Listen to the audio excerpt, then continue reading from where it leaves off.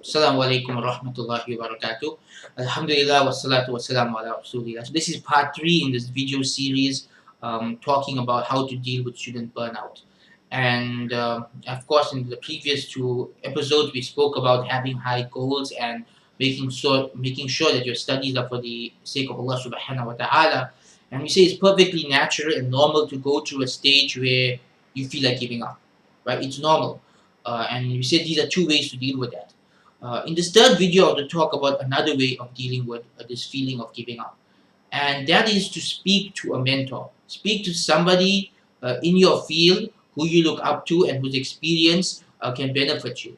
And of course, all of us should have mentors in our lives. For every aspect of our life, we should have people who we look up to, who we take advice from, whose experience we benefit from, who we can speak to during difficult times. So it should be the same in Islamic studies. You shouldn't be studying Islam in isolation. You shouldn't be studying Islam where you're all alone and you have no one to speak to and nobody who understands you and nobody to advise you.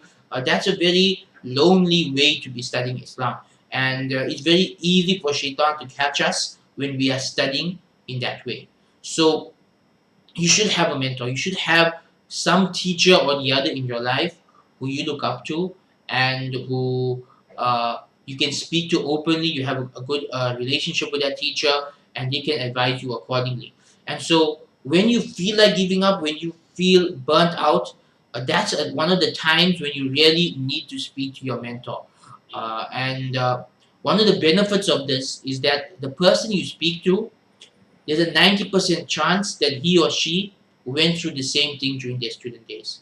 And so that individual will be able to give you advice based on their own experience. That, listen, I went through what you're going through. I felt like this myself. I also wanted to give up at one stage. This is what I did. This is how I got through it. And so in this way, you get some solid advice. You get some comfort. You get to know that you're not alone in the struggle, and you have someone there to push you through that patch, that phase, because no good mentor is ever going to tell you, okay, go ahead and give up. No worthwhile mentor is going to tell you, yeah, you don't feel like studying Islam, so you shouldn't study Islam. They're not going to tell that to you.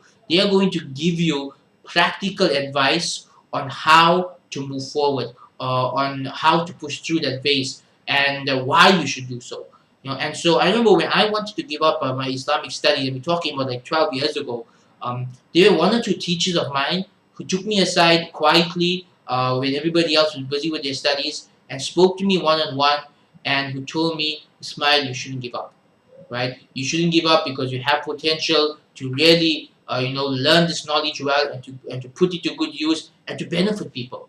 And so if it wasn't for these teachers who believed in me and who were there to guide me and to show me my potential and my ability to to push through and to complete my studies and benefit people with it, I might have given up. And for yourself, especially if you're studying online, you may find yourself in situations where you feel alone, where you feel like you don't have anyone to speak to.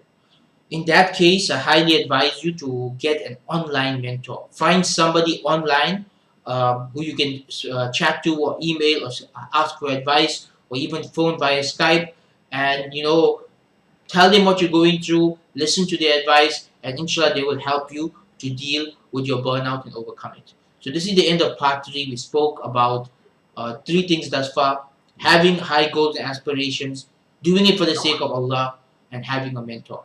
So with that, inshallah, we conclude part 3. I will see you, inshallah, in part 4, where we look at one more way or 2 more ways in which we can deal with burnout. Jazakallah khairan. Wassalamu alaikum wa rahmatullahi wa barakatuh.